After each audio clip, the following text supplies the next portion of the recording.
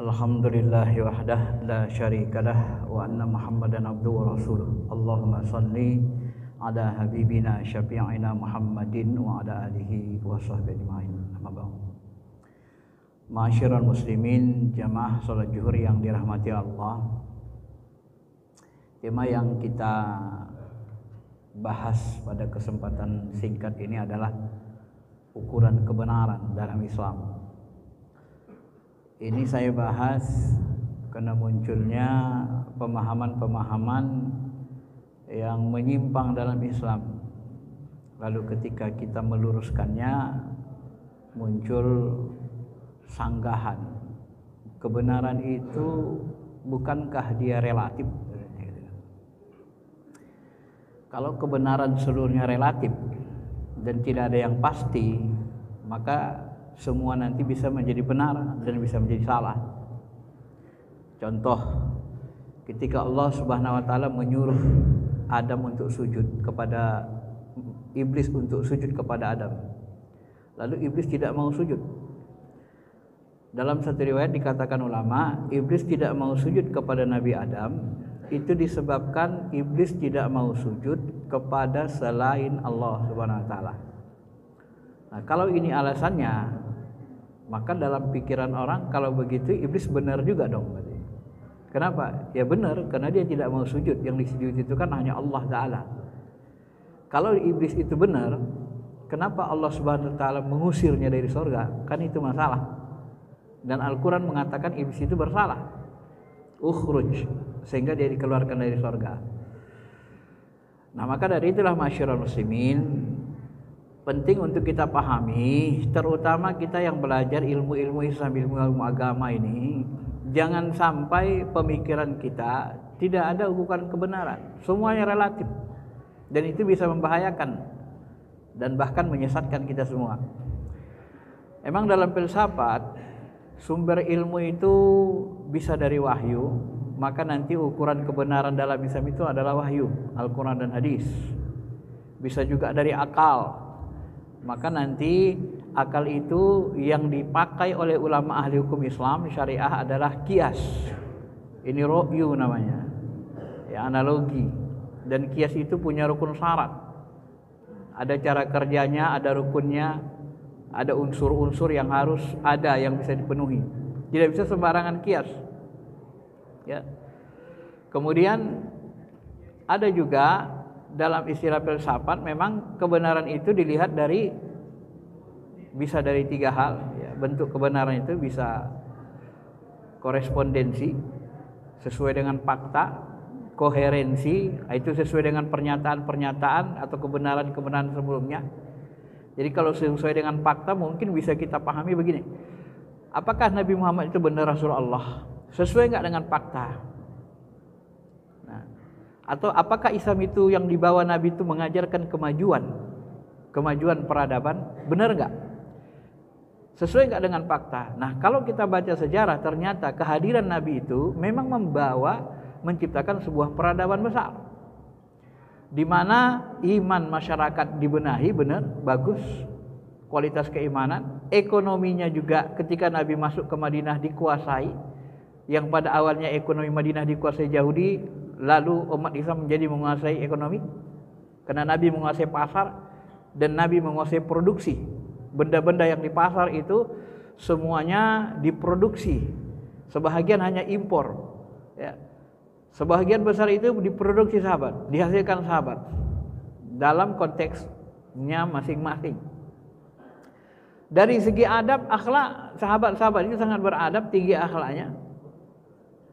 Dari segi militer, sahabat-sahabat itu ternyata militernya dibangun Nabi sangat kuat, sehingga tidak ada yang bisa menaklukkan Madinah. Walaupun Romawi Persia pada saat itu adalah negara adidaya, kerajaan paling kuat hari itu, tapi bisa ditaklukkan. Masa hidup Nabi, Romawi pun sudah takut, keteter ngelawan Madinah. Padahal itu negara paling kuat, kerajaan paling kuat pada masa itu. Kalau kita analogikan hari ini, Romawi itu tak ubahnya seperti Amerika. Sementara Persia itu adalah Rusia sekarang. Kalau kita bawa ke analogikan konteks masa lalu. Tapi Nabi Muhammad bisa membuat gentar dua negara atau kerajaan Libya ini. Nah, maka dari itu ma'asyiral muslimin, ukuran-ukuran kebenaran ini dalam Islam, maka kita kembalikan kepada Allah dan Rasulnya. Al-haqqu mir rabbik. Hak itu, kebenaran itu berasal dari Tuhanmu, wahyu. Jadi apapun yang kita katakan, yang kita mau jelaskan, coba hubungkan akal kita tidak berdiri sendiri, harus berdasarkan wahyu. Sebab kalau akal sendiri, ansi berdiri sendiri, ini akan mengantarkan kita kepada kesesatan. Imam Ja'far Shadiq misalnya salah satu ulama ahli fikih yang paling tua, guru Imam Hanafi, pernah mendidik Imam Hanafi sampai-sampai Imam Hanafi mengatakan, kalau aku tidak bertemu Imam Ja'far Shadiq, niscaya aku akan sesat. Ternyata Imam Hanafi banyak menggunakan ru'yu, dan yang membuat dia mendapat petunjuk agar tidak terlalu banyak menggunakan ru'yu adalah Imam Ja'far Shadiq. Kenapa? Imam Ja'far mengatakan, "Hei Imam Hanafi, jangan terlalu banyak menggunakan ru'yu. Ketika kau menggunakan ru'yu keluar dari ayat hadis, dikhawatirkan nanti kau tersesat."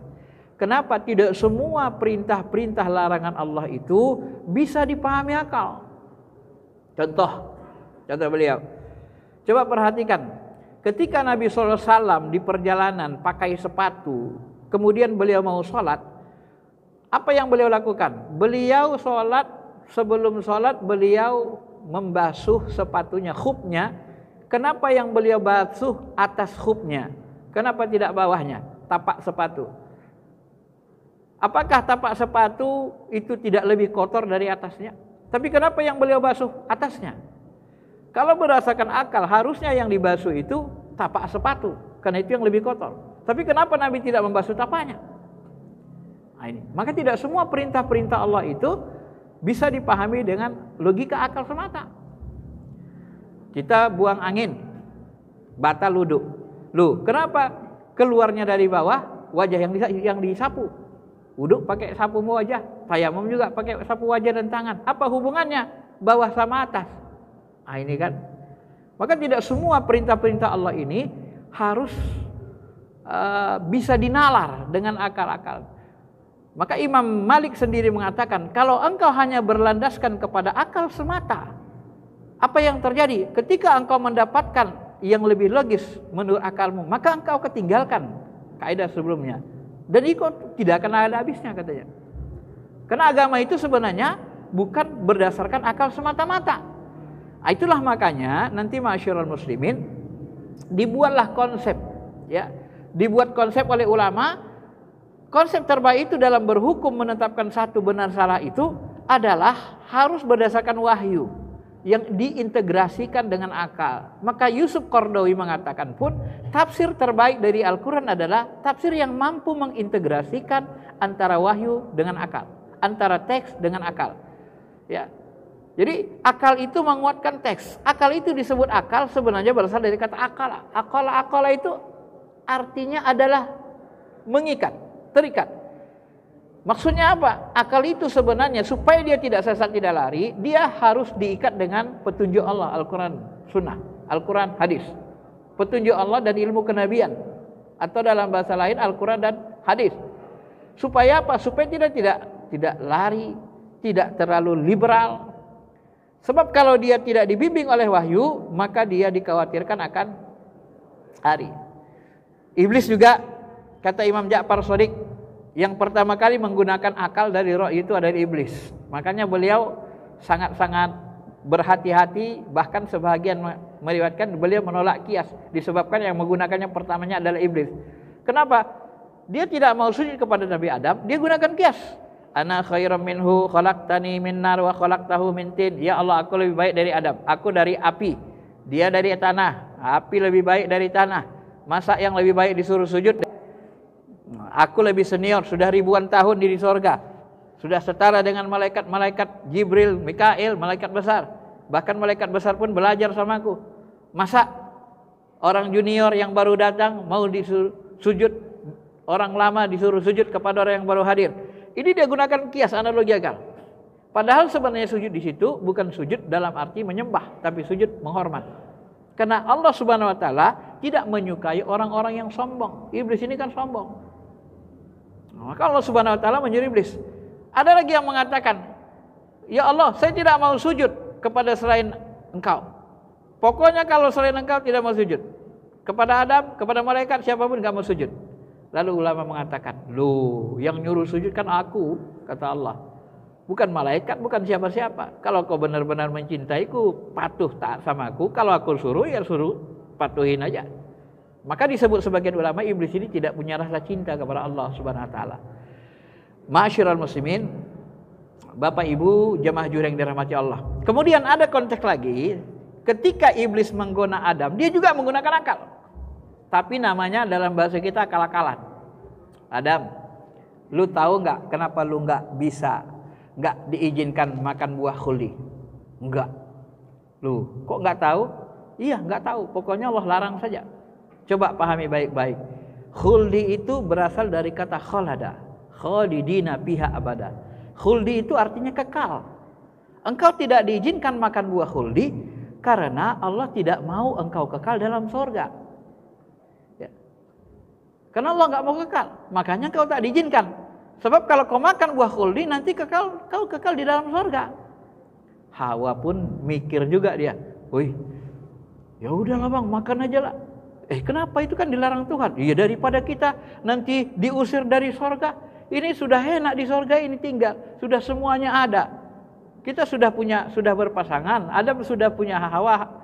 Hawa juga sudah senang sama Adam. Mereka nggak mau keluar dari surga. Udah kita makan aja lah. Setelah iblis mengakal-ngakali, maka akalnya ditunggangi oleh Hawa. Maka akal yang ditunggangi Hawa, maka tunduklah akal dengan Hawa. Jadilah dia ilmu akal-akalan. Menentang Tuhan. Jadi dia makan buah khuldi. Jadi jangan katakan iblis itu tidak cerdas. Tapi akal digunakan tidak tunduk kepada wahyu, tidak tunduk kepada perintah. Maka itulah yang disebut kata Allah dalam Quran, apara'aita man ittakhadha ilahahu hawahu. Apakah kamu tidak memperhatikan orang yang tunduk mentuhankan hawa nafsunya? Di situ nanti disebut ala ilmin. Mereka juga berkata atau tunduk dengan atas ilmu, berdasarkan ilmu. Tapi ilmu sesat. Kenapa? Karena dia cenderung berisi keingkaran. Nah, di dalam terma-terma agama kita ini banyak konsep-konsep agama ini yang dipahami akal-akalan dan dianggap menyesatkan dan disalahpahami. Ini yang jadi masalah. Contoh, ya, ini ada ulama besar. Saya tidak sebut nama. Dia katakan apa? Salah satu konsep yang kita ajarkan salah kepada umat Islam, katanya, baru meninggal ulamanya. Salah satu yang salah yang membahayakan itu adalah man qala la ilaha illallah dakhalal jannah. Siapa yang mengatakan la ilallah sudah Islam, walaupun dia berzina, walaupun dia korupsi, walaupun dia melakukan dosa besar, nanti dia pasti bisa masuk surga. Nah, ini konsep yang salah yang diajarkan buat orang jahat. Padahal ini bahasa Nabi. Nah, bahasa Nabi dianggap salah. Sebenarnya cara kita menyampaikannya yang salah. Ya. Cara kita menyampaikannya, memahaminya yang salah. Kita anggap kalau kita buat dosa, pokoknya kalau sudah buat dosa besar, asal dia orang hisab bisa masuk surga. Belum tentu. Berapa banyak orang-orang yang karena dosa-dosa besarnya dia tidak tobat, dia meninggal tidak bisa mengucap la ilaha illallah. Silakan diperiksa. Orang-orang yang sakaratul maut banyak dosa-dosa besarnya, susah mengucap la ilaha illallah. Man awakhiri kalamihi la ilaha illallah dakhalal jannah. Siapa yang akhir dari kalimatnya la ilaha illallah dakhalal jannah, pasti masuk surga. Tapi orang yang banyak dosa-dosa besarnya itu rata-rata tidak bisa mengucap syahadat waktu meninggal. Itu hasil penelitian. Ya. Cara kita menyampaikan yang salah. Maka kita menyalahkan bahasa Nabi. Nabi dengan tegas mengatakan, man qala la ilaha illallah man mata la yusyrik billah. Hadisnya banyak dan sahih. Siapa mati tapi tidak syirik kepada Allah dakhalal jannah. Man qala la ilaha illallah mukhlisan dakhalal jannah. Siapa yang mengatakan la ilaha illallah dengan ikhlas masuk surga. Wa ma ikhlasuha ya Rasulullah. Apa keikhlasan dari mengucapkan la ilaha illallah ini ya Rasulullah? Antuh zidahu an maharimillah. Nah, dikatakan Nabi, pagari dirimu dari yang diharamkan Allah. Artinya kita tidak boleh melaksanakan yang diharamkan Allah. Supaya apa? Supaya sikap kita itu menunjukkan keikhlasan. Artinya mengucap la ilaha illallah itu menandakan kita muslim, dan seorang muslim itu dia muslim. Musliman itu berserah diri. Muslim itu orang yang tunduk patuh kepada Allah. Aslam. Artinya dia tidak melaksanakan kejahatan-kejahatan yang diharamkan Allah Subhanahu wa taala. Itu keikhlasannya. Maka kalau dikatakan ini salah, ini juga tidak benar. Kenapa? Karena ini kata Nabi. Dalam hadis sahih lagi bahkan ini versinya banyak. Man qala la ilaha illallah dakhalal jannah. Siapa yang mengucap la ilaha illallah masuk surga. Wa in zana, kalaupun dia berzina ya Rasulullah. Ya, wa in zana. Wa in saraqa, kalau dia mencuri bagaimana? Korupsi. Iya, masuk surga kata Rasul. Lalu kalau dia buat dosa besar yang lain disebut sahabat, apakah dia masuk surga? Iya, kita masuk surga kata Rasul. Ya Rasulullah, apakah ini berlaku khusus untuk semua? Untuk semua. Lalu dalam hadis saya disebut, jangan dulu sebarkan ke masyarakat, takut masyarakat salah paham. Ini kata-kata Rasul sendiri. Ini versinya banyak, hadisnya sahih dalam Sahih Bukhari, Muslim, Lu'lu' Marjan dan seterusnya. Yang seperti ini. Nah, bagaimana kita memahaminya ini masyarakat muslimin? Ya jangan kita meringan-ringankan. Memang benar kalau kita mengucapkan la ilaha illallah itu pasti masuk surga, tapi tidak gampang untuk mati dalam keadaan mengucapkan itu. Karena dosa-dosa kita akan menghalangi, menghijab kalbu kita untuk sampai ke sana. Karena yang mengucap itu dalam sakaratul maut, yang paling bisa sebenarnya adalah ruh kita. Kadang-kadang lisan kita tidak bisa bergerak. Kalau ruhani kita bersih, barulah ruhani kita bisa menggerakkan jasmani. Atau dengan ruh saja. La ilaha illallah Muhammadur Rasulullah. Dan itu kalau kita pahami nanti ada tingkatan-tingkatan. Ada orang yang mengucap la ilaha illallah di akhir kalimatnya, ini pertanda banyak pahalanya, dia masuk surga tanpa mampir di neraka. Ada orang yang mati tidak bisa mengucap la ilaha illallah, kemudian dia masuk neraka dulu, baru kemudian masuk surga. Kenapa? Karena banyaknya dosanya. Dan neraka itu siksaannya abadan, selama-lamanya. Neraka itu siksaannya cukup lama, khalidina fiha. Tidak bisa kita jangkau. Dan sekecil-kecil seringan-ringan azab neraka diletakkan kaki kita di apinya, kerak apinya itu membuat otak kita mendidih. Dan itu kita alami. Nah, jadi kalau kita masih merasa kuat menahan api dunia, yang kata Nabi api dunia ini hanya 1/70 panasnya api neraka. Karena api neraka itu 70 kali lebih panas dari api dunia. Sebesar-besar api dunia ini, itu lebih panas lagi api neraka 70 kali lipat. Nah, kalau kita masih berpikir tahan untuk masuk neraka sehingga kita berani berbuat dosa besar, ya silakan dibayangkan dulu. Coba dulu bakar diri sendiri. Nggak usah bakar seluruh tubuh, bakar tangannya aja dulu pakai rokok. Atau bakar di kompor gas. Kira-kira kuat nggak? Nggak usah pakai 1 jam, 5 menit aja bakar, kuat nggak? Nah, ini yang dialami itu berapa ribu tahun. Nah, itu yang harus dibayangkan cara menyampaikannya. Kalau kita kesalahkan Nabi mengucapkan ini, berarti kita tidak mampu memahami bahasa Nabi. Nah, ini cara memahami agama. Dan ini banyak terjadi, sehingga orang mengkritik Nabi dengan akalnya. Imam Malik mengatakan semua orang bisa dikritik, yang tak bisa dikritik adalah pemilik makam ini, menunjuk makam Nabi SAW. Semua orang bisa disalahkan, yang tak salah itu adalah Allah dan Rasulnya, karena mereka adalah sumber kebenaran, sumber kejujuran. Ya, jangan sampai kita mengkritik hadis-hadis sahih, bahasa-bahasa Nabi, lalu kita mengakal-ngakalinya dengan akal kita. Tak begitu. Pragmatisme. Yang terakhir, satu lagi saya kasih contoh. Ya, kenapa umat Islam dunia ini mundur? Berarti Islam itu mengajari kemunduran dong. Karena mundur itu bukan karena Islam mengajari kemunduran, karena kita yang tidak paham dengan Islam. Salah satu yang saya sebutkan tadi, wa'adu lahum mastata'tum min quwwah. Siapkan kekuatan yang kamu punya. Wa min ribatil khair. Masa Nabi kekuatan itu ada pada kuda dan pemanah. Maka Nabi sejak kecil anak alimu auladakum birimayah wasibah. Ajari anak-anak kalian dari kecil jago manah, jago pacuan kuda, jago berenang. Sampai Nabi mengatakan olahraga yang paling banyak pahalanya adalah olahraga panah dan pacuan kuda. Kenapa? Karena dihubungkan kepada jihad. Artinya Nabi membuat posisi tentara-tentara pasukan-pasukan Madinah itu pasukan yang sangat kuat tentaranya. Nah, dalam konteks masa lalu, panah itu adalah alat yang bisa membunuh jarak jauh. Konteks hari ini, jangan kita pahami lagi panah itu buat panah. Bertempur kita sama Israel, kita kasih rakyat Palestina panah sama kuda, ya nggak bisa menang. Maka kita salah memahaminya. Di sini adalah fungsi nalar. Nalar dalam hal ilmu umum, dalam hal-hal duniawi kalau bahasa orang lain. Kalau kita bahasa nalar yang kita fungsikan dalam hal-hal sosial. Jadi panah itu diganti rudal. Dan kuda itu diganti tank di darat. Kuda itu kan alat tempur. Ya, kendaraan tempur darat sekarang tank, lapis baja. Di laut kapal induk, kapal perang. Di udara jet tempur. Jangan kita pahami kuda tetap kuda. Ah, ini salah. Kalau kita salah memahami wahyu Tuhan, ya kita buat mundur. Akhirnya kita nggak punya kapal induk, kita nggak punya TNI Polri yang kuat, kita tidak punya jet tempur yang memadai, tidak punya kapal laut, kapal perang.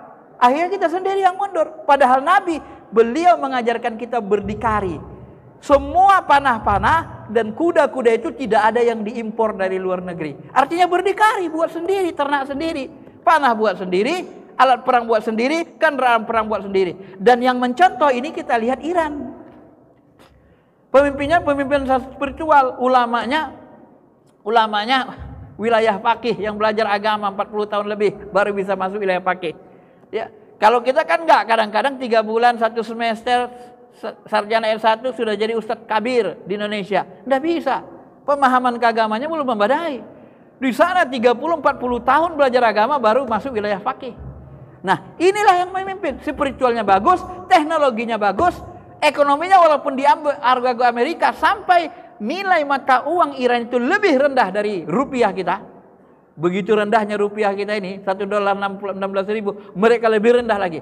Kalau kita ngirim jurnas Scopus murah-murah, kalau jurnas Scopus punya Iran.